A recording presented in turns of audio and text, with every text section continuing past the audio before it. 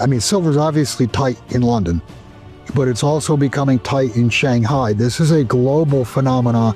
This is not, oh, there's plenty of silver, but it's in the wrong place. No, there's not plenty of silver. This is Kaiser Johnson with Liberty and Finance, and these are the Miles Franklin Weekly Specials for November 10th through November 17th, 2025, while supplies last.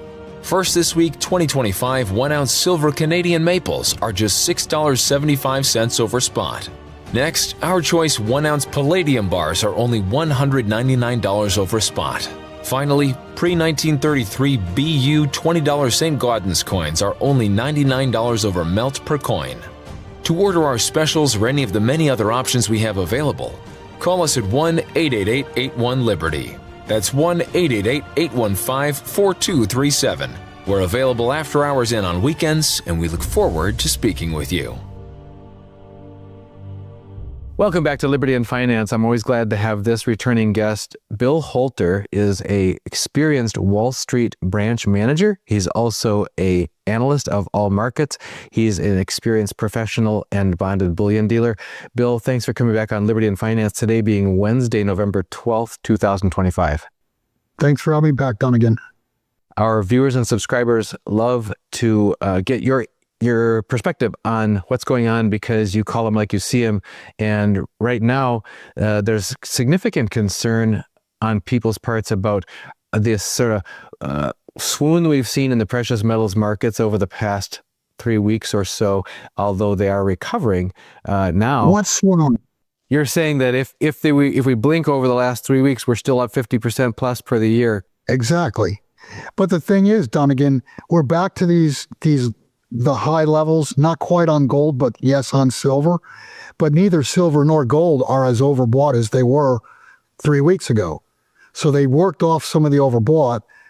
The paper sales did not work in cash. I mean, yes, they got a short-term pullback, but it didn't work like it had in the past where you get a smash and, you know, it's another month, 2 months, 3 months before those numbers are revisited. I mean, this was amazing that the metals have, you know, they pulled back basically to where they should have on charts, relieved the overbought, and here we are again, not as overbought as we were before.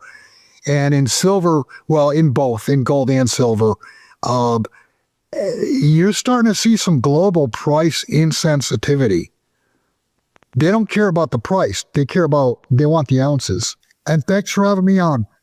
I cut your introduction off, so thank you for having me back, Dunnigan. Absolutely, you're always welcome. And you're talking about the dominance of the physical market over the paper market, which has been the opposite for the past several decades. Can you explain that to people? Yeah, I mean, the paper markets were the tail on the dog, but the tail constantly wagged the dog because they would overwhelm the physical markets with paper.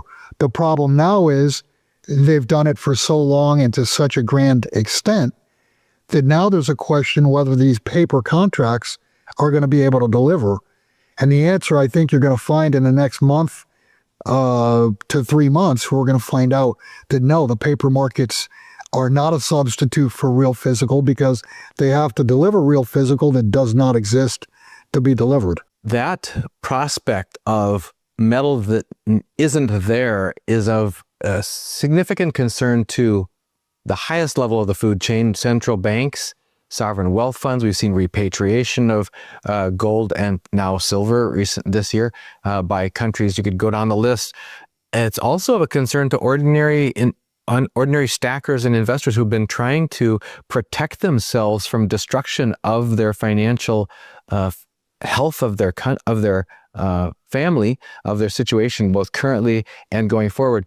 Can you talk to us about why this little bit quiet rush to physical has been so important at every stage of the food chain? Well, yeah, the market is, the bottom line is all of the futures, options, paper products, etc., they're all based off of the physical metal in the first place anyway. That's why they're called derivatives.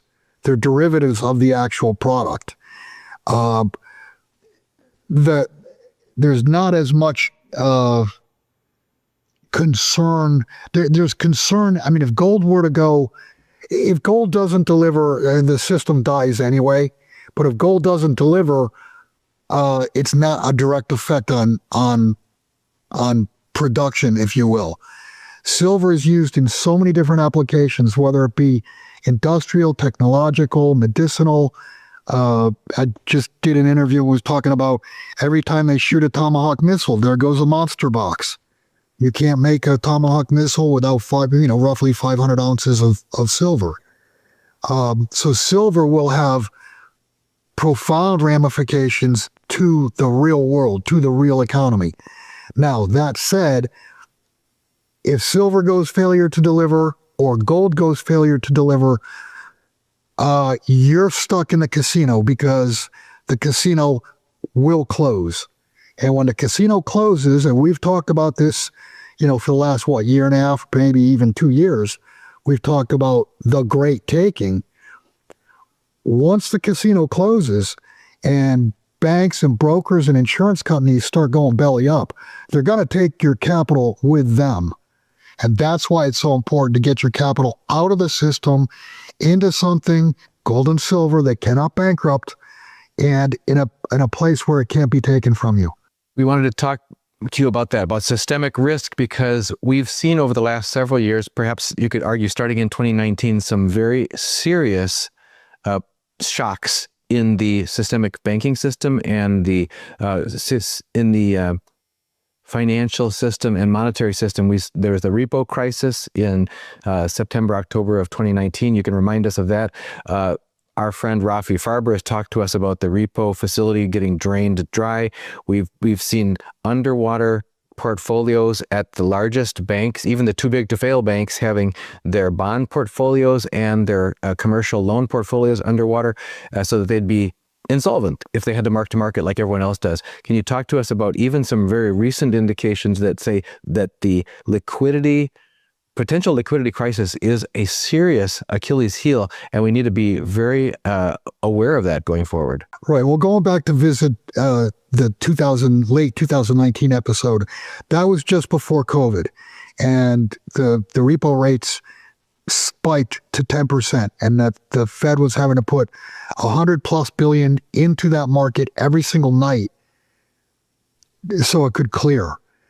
Then conveniently along came COVID, and two things happened. The real economy worldwide was definitely stunted or shut down, whatever you want to call it.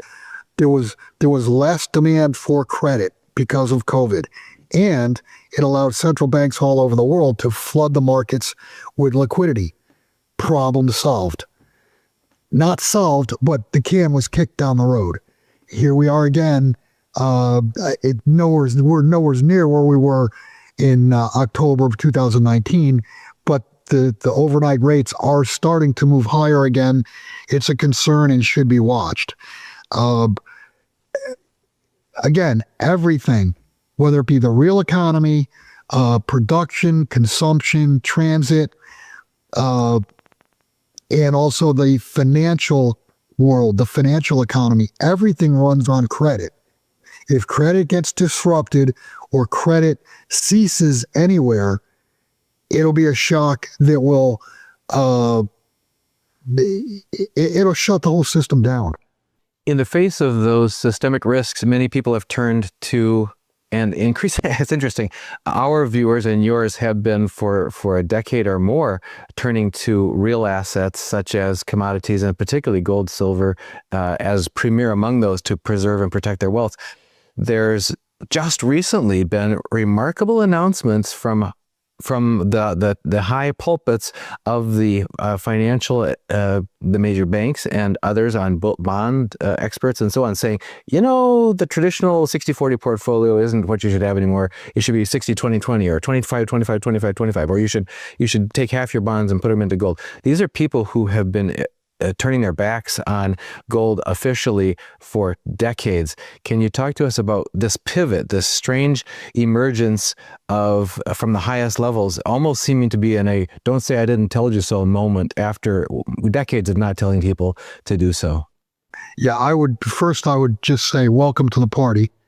And next, I would say we have interest rates still at basically generational lows. I mean, we're not where we were 3 or 4 years ago. We're not at 0% rates, but rates are extremely low. There's no risk premium in interest rates at all. So brokers and banks, they understand that the likelihood long term, 5 years, 10 years, longer than that, the likelihood is that rates are going to go higher, not lower. And they also understand that there's going to have to be another mass printing, whether they call it QE or not, it doesn't matter. But there's going to be another global mass printing. And the problem with that is that debases the currencies, and that lowers the value of the unbacked currencies. If the values are lower, then you got to give more of dollars or euros or yen or whatever for that same ounce of gold or the same ounce of silver. So I think they're looking at it pragmatically and saying, yeah, the day of buying and holding bonds is over, and that's why they're recommending half of that bond position be liquidated and put into gold.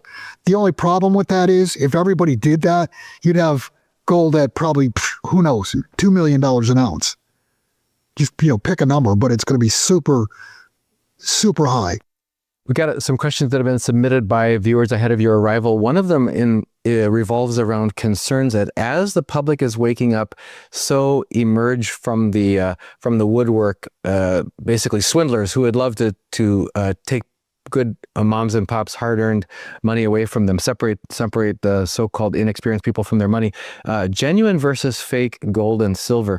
Any tips from you on, first of all, how real this risk is likely to be moving forward? And then secondly, what best products or acquisition channels people should use to avoid the risk of fake gold and silver? So could you first start with how real you believe the risk will either is or will become as more and more people are waking up to the need to own gold and silver, and if there's not enough real stuff to go around? Right. Yeah, there's always some risk. I think the risk will be greater as the prices go higher. And I would simply say, either call me or call you. We clear our business through Miles Franklin, and Miles Franklin's been in business over 30 years and never had, they have never delivered a counterfeit coin.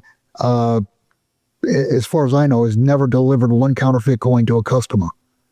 And if it was done, it was rectified. But understand that if you go through a reputable broker, their business is done. If they send you a counterfeit gold eagle or gold bar or silver or whatever, if they send counterfeit to you, their business is done, because then their reputation, their word is broken. So I would just say, and do understand that any time metal is shipped out, it's done 100% under camera, and the coins that they receive, other than coins directly from the U.S. Mint, it's my understanding that all coins are assayed and proven to be real when they come in, before they go back out. So if you use a reputable dealer, use us, Miles Franklin, you're going to get the real deal. Any particular products you can identify that you think will be likely to be the targets of potential forgery attempts because it's easier for the forgers, or the payback is great, the potential payback for them is greater? Well, I mean, the payback in gold is obviously greater than the payback in silver. So gold is going to be the target. And I would say either generic rounds or bars are going to be the easiest to, they'll be the easiest to counterfeit. I mean, it's more difficult to counterfeit an elaborate coin, but yeah, they can be counterfeited. And that brings me to a topic I want to talk about.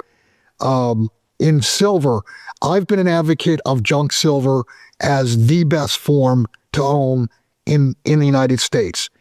Roughly 14 dimes equals an ounce. So you've got 14 transactions. It's the smallest denomination.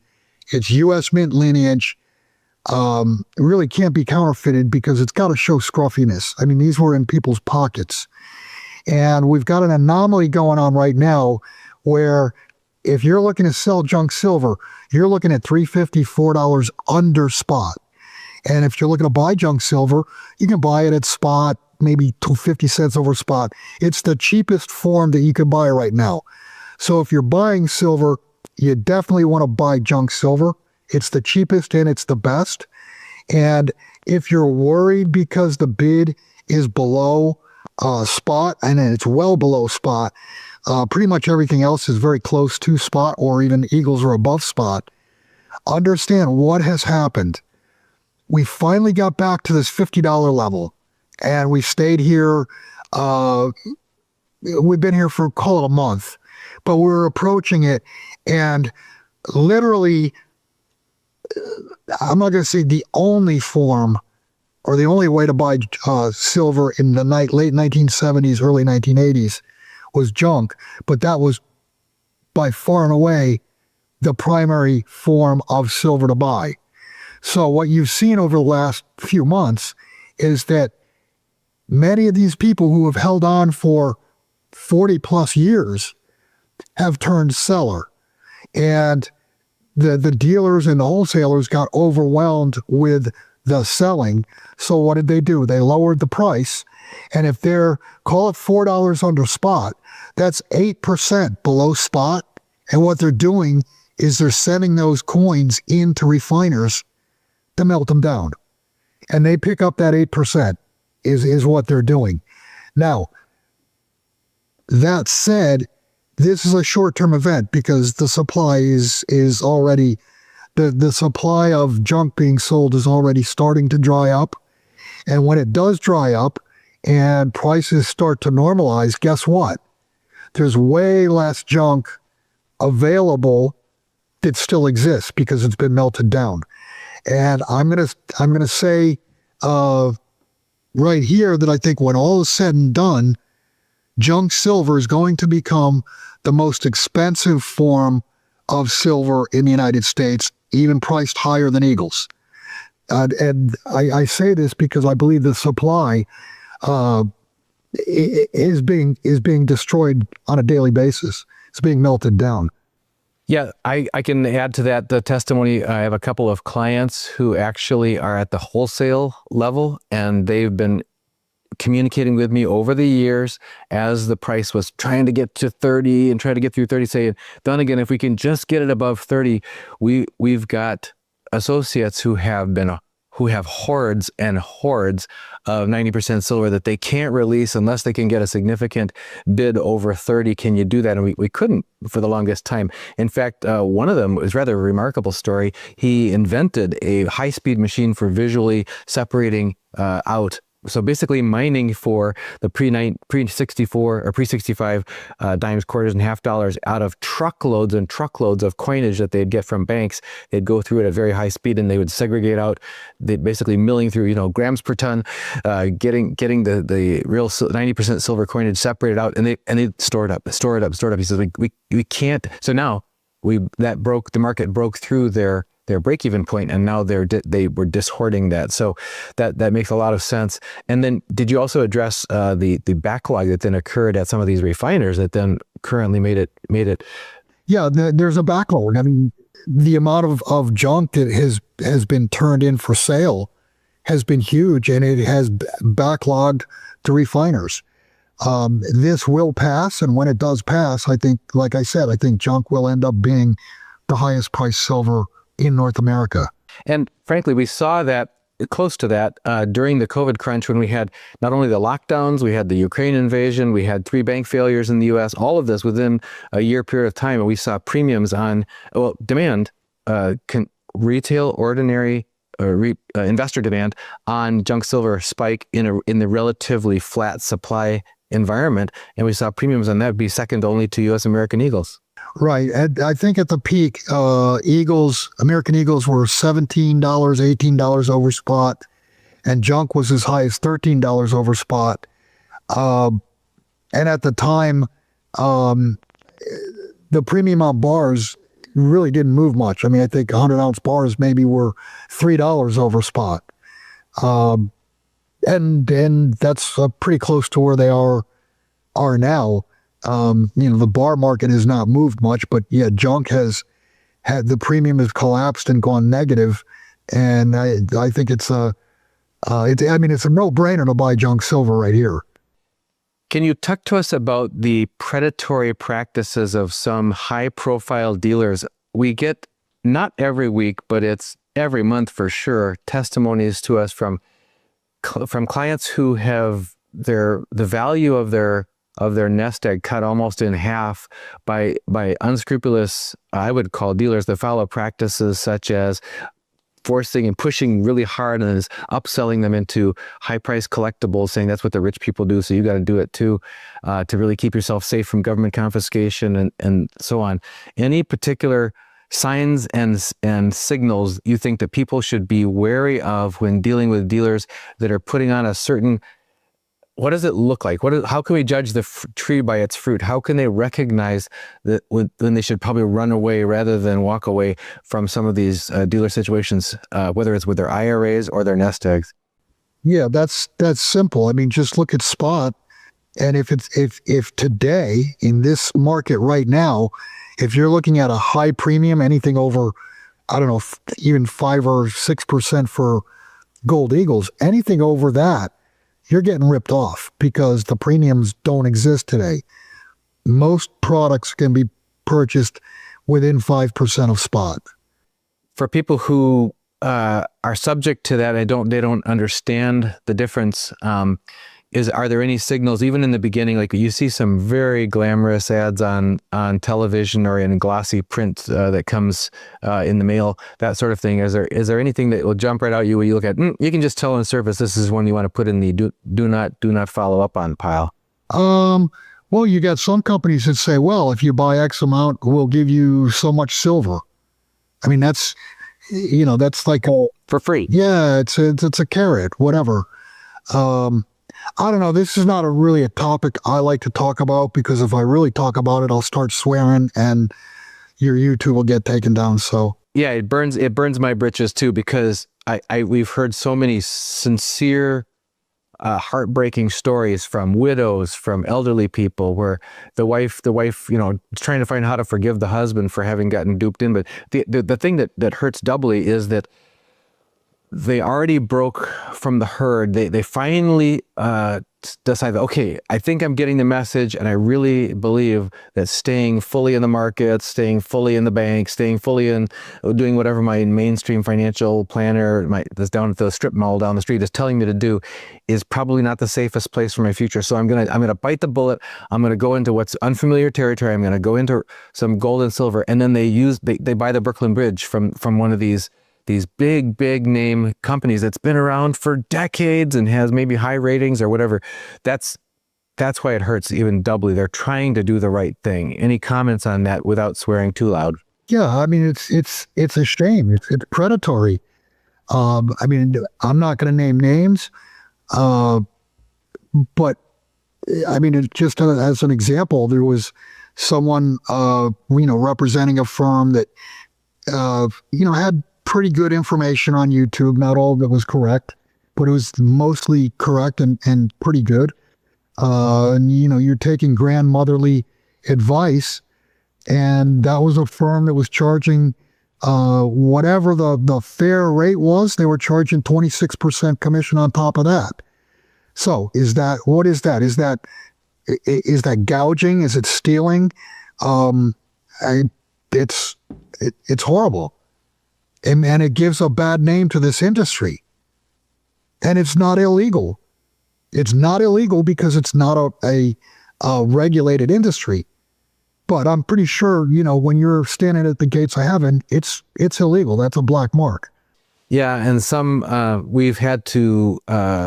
we were going to have a debate on our platform between another company and the one that I'm quite sure you're talking about, and the one I believe you're talking about pulled out a day of and said, yeah, we're not going to show up because we don't want to give the publicity to this company that's would be talking against our position on this.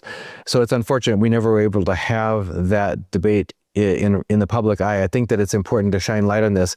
One of the things Andy, the CEO of Miles Franklin, has talked about is that if any company is trying to push products to you that you can't shop, that you can't go get a comparison pricing on by looking at other dealers, that's a clue.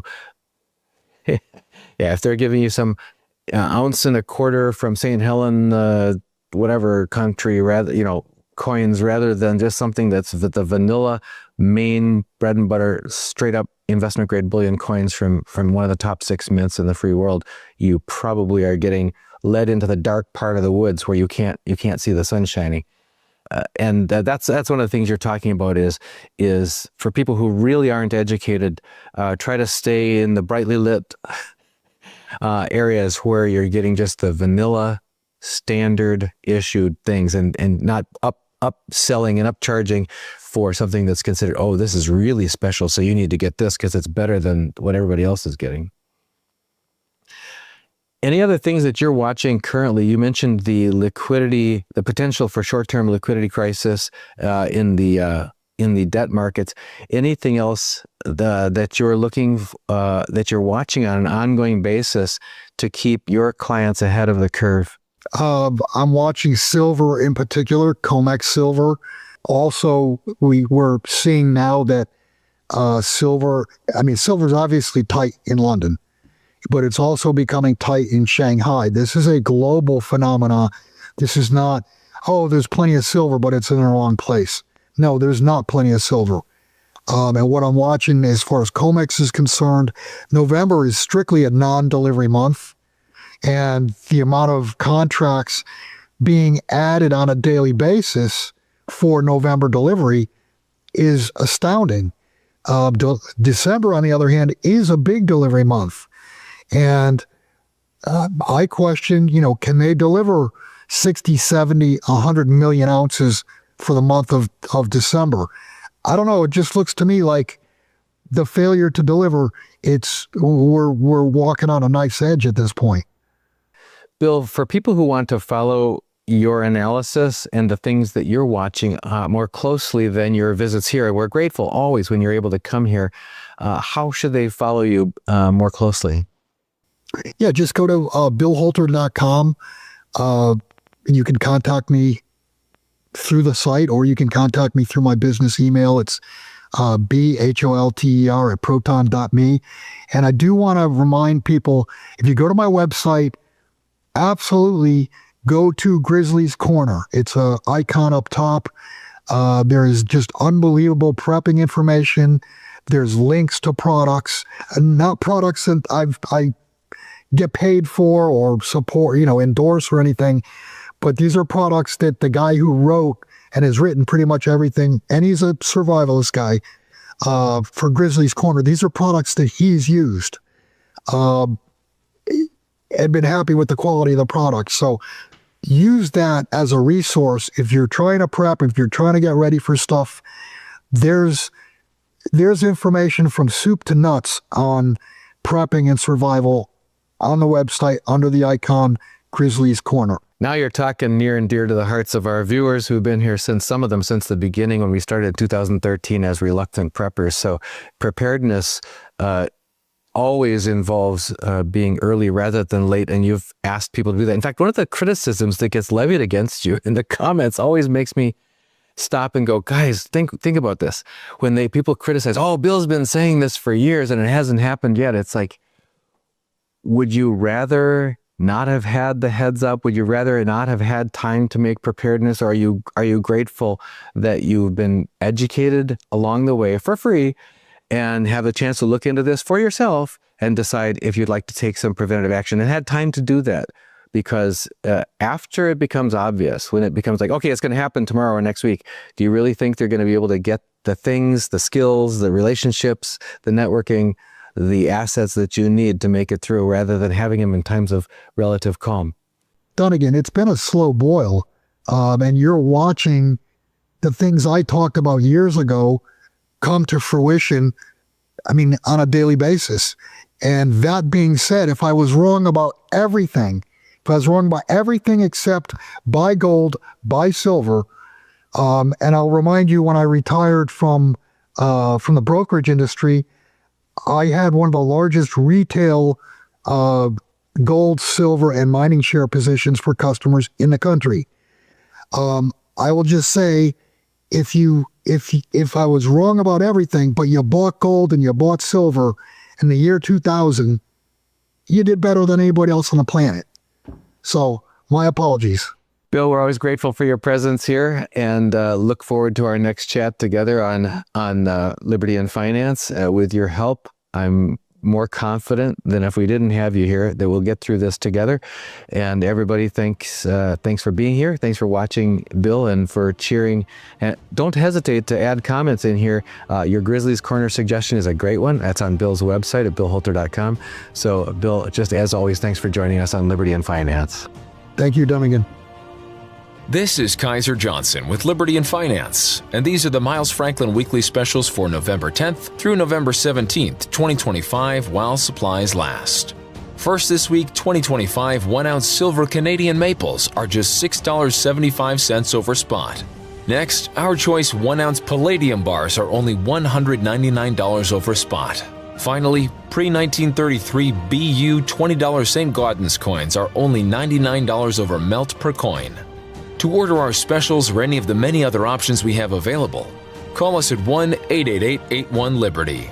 That's 1-888-815-4237. We're available after hours and on weekends, and we look forward to speaking with you.